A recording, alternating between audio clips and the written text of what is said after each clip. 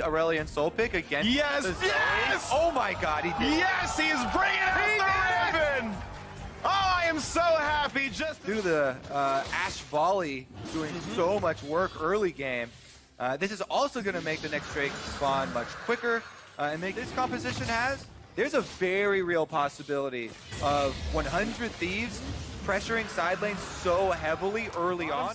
Remember, Someday versus Viper is a flash discrepancy. Someday has the flash advantage. going for the big play. Ulti's popped here into this one, and now we're going to keep them going forward for the fight. But look how fast Someday is. Running away, finds a bit of a slow, and here comes Aurelion Soul. Finds a knockback, gets a stun as well. How can Viper get out? Health bar's running down, tries to get the damage. It's not enough. First blood to Someday. That's that side lane control we talked about. Aurelion Soul roams on down. Not shooting it at him. I would expect they're waiting for Battlestar to land and just going to wait out that cooldown, but either way, not a lot gained. Quick knock up there. The smite goes, I believe, to Anda. Now, traps in the cage, forcing the flash away from Santorin. Here comes the rest of the squad. Ooh. That's the Glacial Prison, and Someday is going to get part of the second kill of the game as well. 2-0 for the first pick, Silas. I gotta say, NA Silas looking good once again.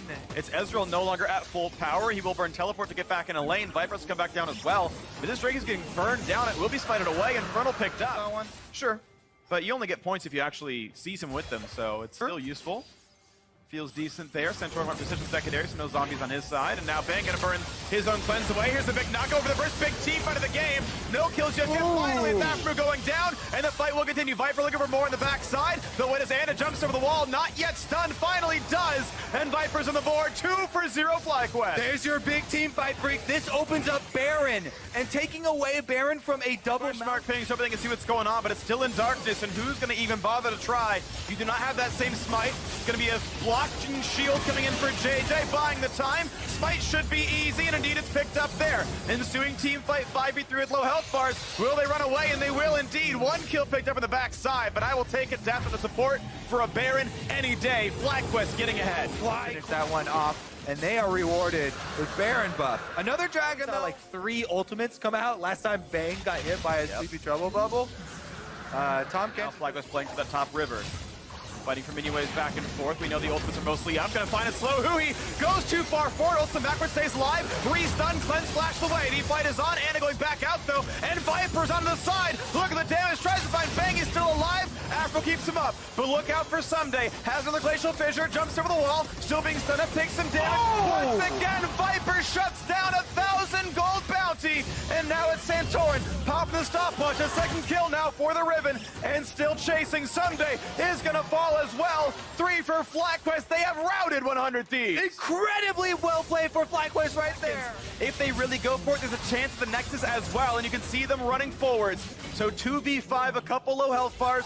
Mana pools are fine. Look for the big stun. Not going to find it yet. Here's the knockup. There's the dunk. Goes for Santorin. Doesn't find it yet. One turret's down. They continue on towards Hui, and that's going to be the next kill. Santorin's still alive, and is next up to die, and they have done it. FlyQuest get the Riven counter pick, and they will knock down 100 Thieves.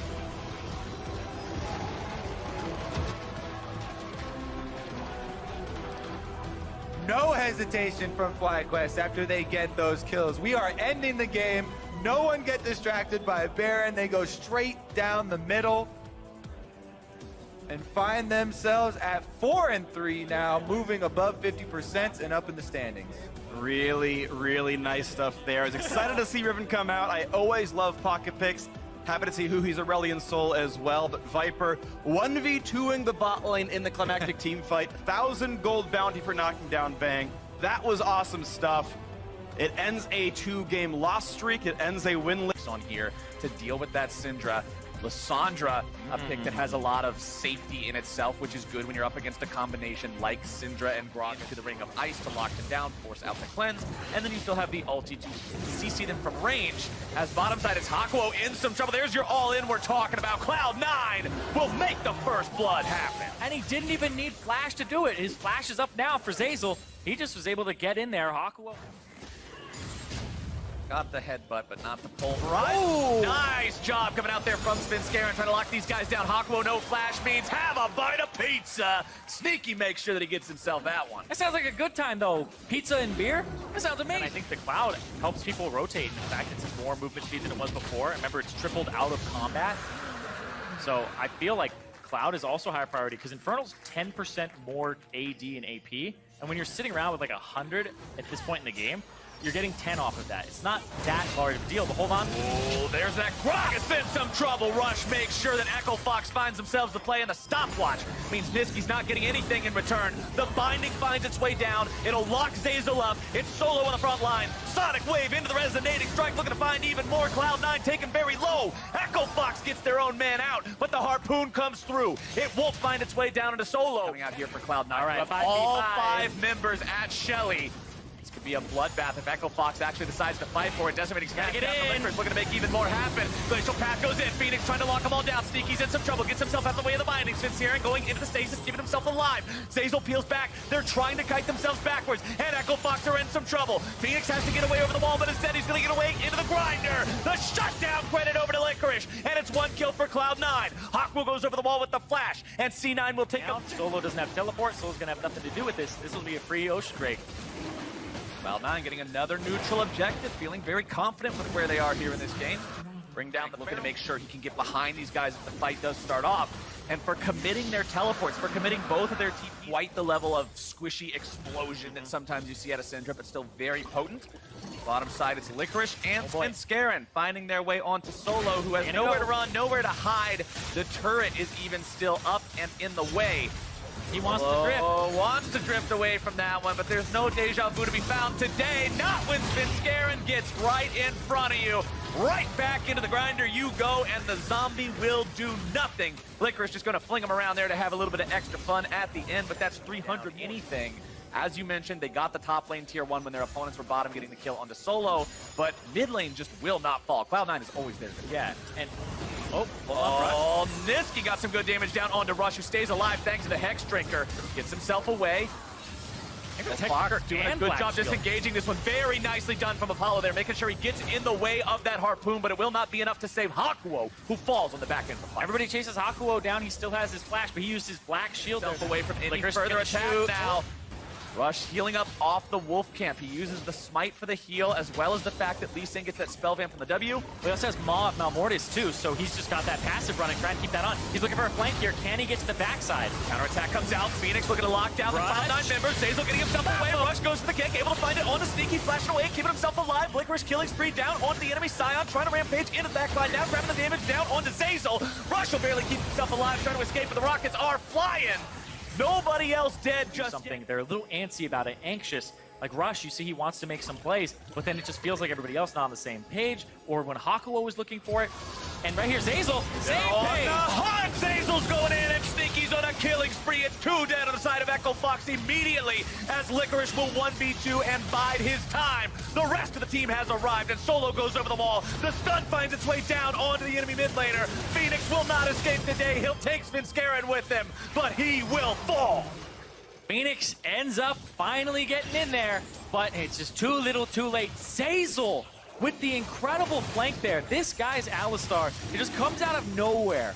You never see it coming until he's already there. He's already running straight at your team with mobility boots, and he's already changing the landscape area, because if they actually committed to that, they probably lose the Baron. Zeyzal, Hex Flash. This could turn Wait, into this is blind. Crazy. Hello. Blind he goes. Headbutt onto Rush. Sneaky's just going to run him down. He's not afraid of this. Nice spell shield onto Rush's kick. Hakuo goes into the stasis, keeping himself alive. It's going to be Licorice into the Gargoyle Stone Plate, keeping himself on the front lines, making sure he's tanking 3 people. Phoenix escaping into the back line, has the mana very low, cannot continue the fight. Echo Fox manages to get themselves 1-for-1. That's the best fight they've had. Strictly Cloud9 favored. That was really good from Echo Fox, making that 1-for-1 happen. But now they've got to get in here and try to shut this down. Phoenix goes in. He's got the lockdown. They're looking for the Cloud9 members. They've got the kill on Zeyzal. They're going to pick up Niski next. They haven't lost anyone yet, but they did lose the objective. Cloud9 will trade 2 for the Baron. Yep, they trade 2 for the Baron, but they're also going to lose that mid turret as well. For a fight in open ground. There's no turret here that's going to give Echo Fox an advantage. They are going to start the fight off nicely with some damage onto Zeyzal. Solo gets himself back. Tier 3 down, inhibitor down.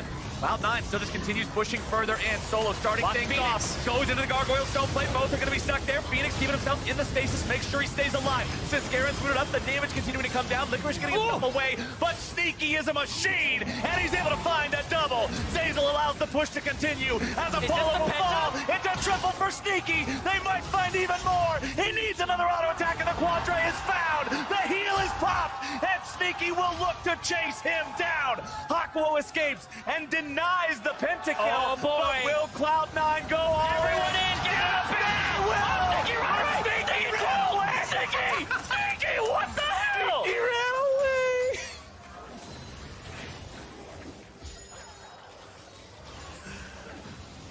I delivered the pizza to the wrong house. Sorry, I'll leave now.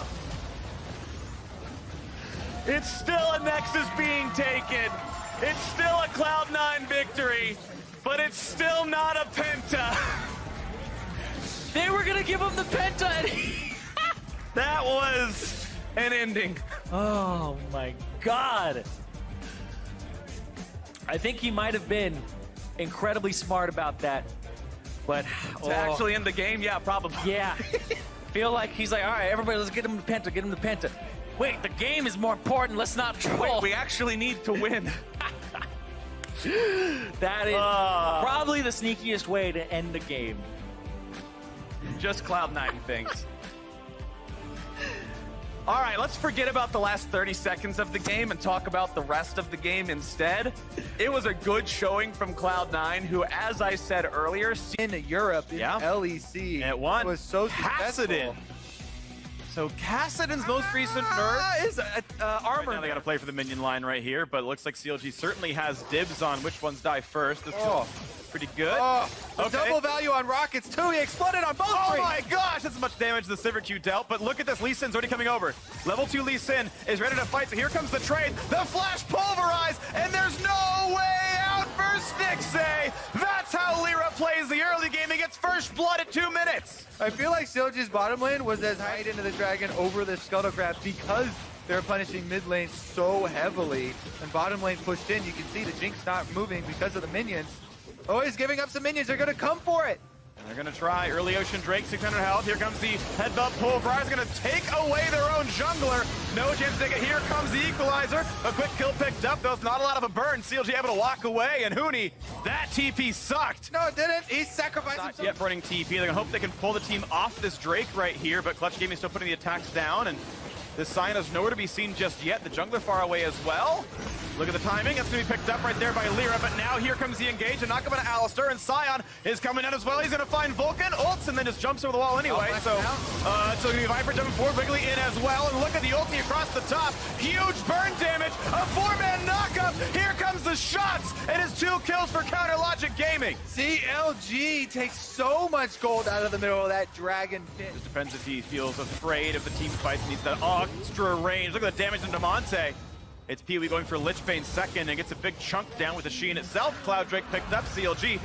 Clearly Oh, out of Huni. control. Now Sion wants in, gonna find the knockout on Huni, who flashes the wall, but guess what? Pee-wee does that every 2 seconds. Oh! And it's a double kill for the Kassadin. Didn't expect him to go for the second kill there, but again with the really big snowball in this game. Yep. That teleport does save the team. That was a good teleport. That one I agree with you. Oh, look at the kick flash. That was phenomenal. Lyra puts him in the ground. Jinx is dead. This is the opening. Clutch Gaming want to take this All-Star initiation and have the possibility of a lot of damage coming through with the Rumble ultimate.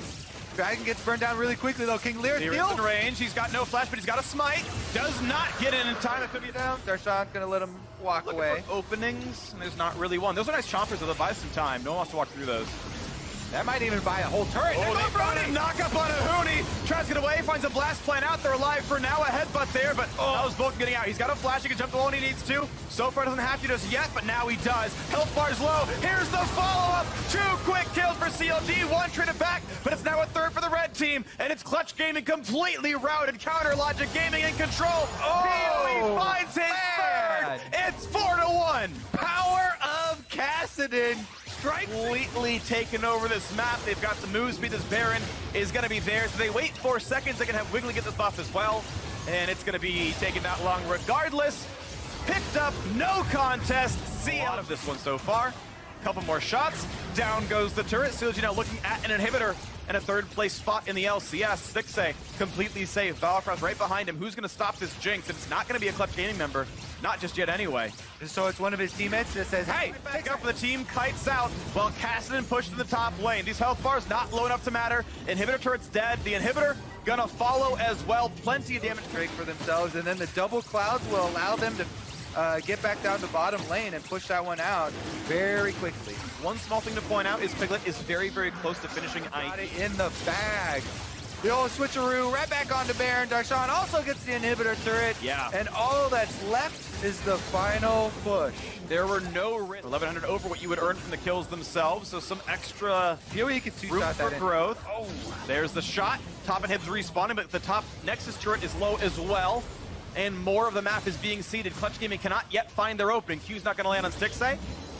Inhibitor is dead yet again. More of this base getting pushed down. Yeah. I mean, you don't have any time for Clutch Gaming. They got to decide if they want to make their last stand and just all in. They're hoping for some opening, a misstep from Stixxay or Biofrost. Oh, they got the knockup though. Vulcan's going to drop at the very beginning. This one is the chain CC comes through, but Wiggly will drop it to 1-for-1. I'll trade Alistair for Jarvan.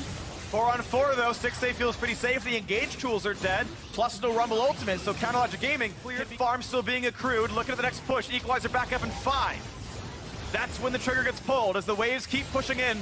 Buff stronger and stronger. Triple inhibitor death plus Baron buff for 30 seconds. CLG walks in. It's gone. There's the chunk out of the turret. Here comes the play over the top and a stopwatch used. Wiggly dives in, finds a knockup, runs away. Stixxay is now out of mana, but he finds the turret kill and finds the free fire on Ahuni. Stopwatch buys some time. Zonius buys more. Looking for the kill. The flash forward. They have not killed off Stixxay. They get that first kill. They get the second. CLG pick up 3. They'll pick up 4. They'll pick up the win. And Counterlogic Gaming are tied for 3rd.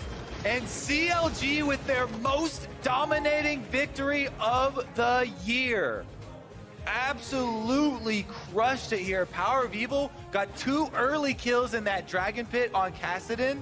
He cleaned up a ton of minion waves mid while the rest of Clutch Gaming were roaming. He even got that turret play, and all of that funneled into a Kassadin for late game. He absolutely popped off. 9-0 on that Kassadin, went full damage and kept on creating. Love Froggen's Anivia 2 is because it is the definition of follow your heart. Yes. I'm pretty sure at any point Froggen is capable of Frog in there who has the teleport. Not going to go for the clarity. Actually, just going to go for a full purchase. If he gets a tier, then Yep, it's wants to get the tier. Wants to get the tier. Make sure he starts stacking out. Ole getting himself away from the initiation. TL trying to make the play here in the bot side. Core JJ very low, down to about 300 HP. Ole goes in for the tower. Haunter's able to find the fear into the ulti. He's going to make sure Devil is not able to find anything in retaliation. And 2 kills over to Golden Guardians. Xmithy will fall. Core JJ grabs the kill into Haunter, but it's still going to be a Golden Guardians victory in the bottom lane. That is turret plate timing, because each side has only managed to take a single plate so far in the mid lane.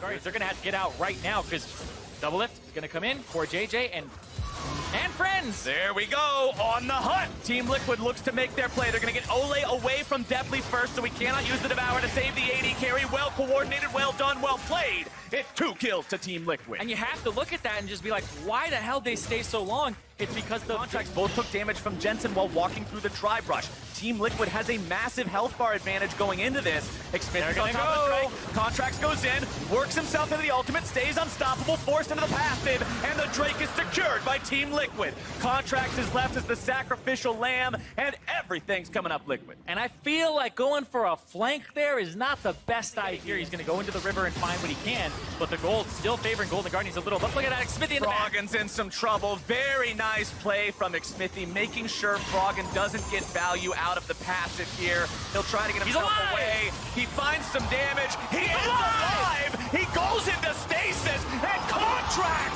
will make sure they get that value. Woo! He stayed alive so long. The flash and then the stopwatch. You're a dinosaur egg. That thing is incredibly tanky and gives massive resistance bonuses that makes you deceptively hard to kill once you go into it. Core JJ will be pretty hard to kill himself, but he will be brought back to the rest of the Golden Guardians. They're gonna get him. Froggen shows up, gonna chain CC, drop the stun, the Frostbite's there. As Xmithy looks to find one in return, Contract's taken very low, doesn't have the passive ready to go, and Xmithy makes that kill happen. Definitely with the flash over the wall, gets himself away from Impact's ulti, and it will be. He was at 26% HP, 26.6. You don't get much closer than that, as Core JJ is now in a bad spot once more. Contract tries to go over the wall, will be interrupted by the override. Good job there, but the ward is going to make sure they grab him anyway. Smithy wants to move in, see if there's a counterattack to be made, but the arrow finds its way in. Hanser wants to find the follow-up damage. They've almost got him, but not quite, and Double Lift goes on a killing spree in the counterattack, and Impact is into the back line. A decimating smash for the Golden Guardians carries, and that is the Liquid counterattack coming in. Double Lift's got a double kill, and definitely heads for the hills. The chilling smite, take a drink, buddy! It's a triple for Double Lift! And it always seems to happen, these Team Liquid fights, when it looks like Liquid out, bringing in the team fight potential, and Team Liquid will take the Baron as the prize for that one, feeling good. Whew. And Team Liquid Double Lift rotates over for a couple of auto attacks. Wall thrown out. Froggen has to be careful to not eat too much damage coming in from Double Lift. Nice catch! That one's going to be huge as he goes into the grind, and the shutdown comes out, and that's 2 for Golden Guardians. Jensen wants more, keeping himself away from the arrow. Jensen will try to get himself away, but Ole's coming around. backs with the Baron buff after getting caught on the bottom side. So they say it's time to initiate. 5v4 for Golden Guardians. That's when he's slaying the Balrog. You can't go during that time. USS plus 3 fully completed crit-based items makes that a very scary carry threat. As Impact goes in, the wall comes out. Core JJ into the back. They'll be able to find that enemy carry, and definitely is down. Team Liquid's already won the fight, but how much more can they find? Contracts wants to get himself away. The passive will be wasted here. He goes into the Bloblets and only buys a couple of extra seconds. Golden Guardians will not make anything else happen. In fact, they stick around way too long. They're going to lose Froggen. They're going to lose Ole. They're going to lose everything as they cannot get out. I do not know why this team hesitated and stuck around in the mid lane. That could lose them the game. It was 30 minutes on the clock. It was a nail biter, but right there, that's going to be Team Liquid taking it home off of Golden Guardians, overstaying. No Baron necessary. Team Liquid recognizes this is where you push for the win. This is where you let them know they are not going to reprise that spoiler role from last year. Golden Guardians will fall to Team Liquid 30 minutes into the game. One team fight is all it takes. That flank, that initiation from Smithy from Core JJ, it sets things up for Liquid to bring them down. They'll pad the stats a little bit here at the very end of the game. Double Lift wants a bigger KDA, but Team Liquid also needs that Nexus GG. They take the game 31 minutes in. 7-0, the record for Team Liquid as they start day 1, week 4, off with a win. And that was another one where Team Liquid, you know, they keep having this almost like anime plot armor halfway through the game. It looks dire. How is the hero gonna make it out? Well, Deus Ex Machina happens. Something allows them to win the game. Flashes behind you. Gragas will be the final pick here for TSM, putting that one in the jungle for Acadian, as the lock-in for Optic Gaming will be Kalista. Have rotated their bottom lane away from sight. That gives TSM the hint, hey, something's probably up. And with that Drake turned into a pincushion, it's an easy pick for these guys up to roam. As soon as this bottom turret will get broken by Optic, it means that Big, he's been roaming around and he's been contained to the bottom side of the map. But as soon as he starts to affect the top side, Broken Blade, that is why this champion is an S-tier tank. Yeah, and the fact that he wasn't really bullied too much in the lane, he's got that 10 CPS per minute. Oh, Smoothie's in some trouble, but they're able to turn it right back around onto Crown, who has to flash away, keeping himself alive, but the stopwatch take him! The stopwatch keeps him alive, and it's first blood over to Optic. Crown gets over the wall, but will he survive? Not for now!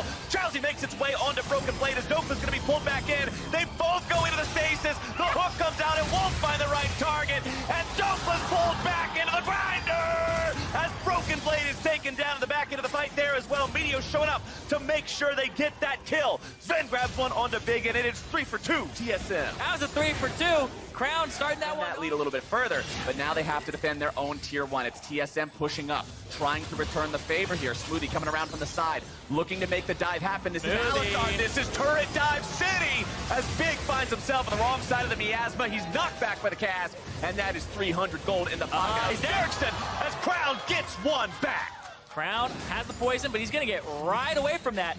Arrow's going to take the turret, and he's got those 2 kills that they were able to get. 2 of the 3, and now he's on that top side. So he is ready to start dealing some major damage in this game as the Urgot. There was Smoothie. Meteos? Get it. Meteos is on the opposite side of this completely. And now there's the TP. Acadian gets himself over the wall, trying to escape here. The flank. TP coming in, and there's your Ragnarok. It's Dokla looking to cut off the rest of TSM. Remember, Bjergsen does not have the cleanse. Alarm any further, and Bjergsen's going to be taken down. It's a double kill over to Meteos. TSM loses 2, and when one of those is your jungler, it's Optic Gaming. Now heading over to Baron. But it's still a lot of damage that'll rip through. Will Broken Blade get here in time? I don't even think so. It's still a lot of damage. It's still a 3 versus 5 for TSM, and it's still Baron at 20. And I'm looking at the builds now. TSM, they're pushing and trying to get this Ocean Drake. It's kind of the reward for staying on the map. A tiny Optic can pick up as the Sleepy Trouble Bubble makes its way onto Broken Blade. Crown wants to fire the Paddle Star in there, but doesn't want to go so far in that he puts himself in danger. Smoothie goes to the initiation. It's Crown who's the target, trying to get himself away onto the Lantern. Going to be body blocked away for now. Broken Blade trying to find some damage. Crown's going to be pulled back in. That's a big blender coming out for TSM. Can they find anyone else? It's big in the middle of 4 people. He's going to be absolutely destroyed as TSM get 2 for free. And TSM, it's perfect that they have to fight there. And the reason formation in check, Sven is soloing this Mountain Drake, which will give them a lot of power with TSM with 2 Oceans and a Mountain. They actually will be ahead in the Dragon count, and it'll allow them to have a faster Baron if they get to it. And remember, because that Drake was taken after 30 minutes, it means that all subsequent Drakes will be Elders. So this is the final elemental count here for the game. TSM still occupying mid lane.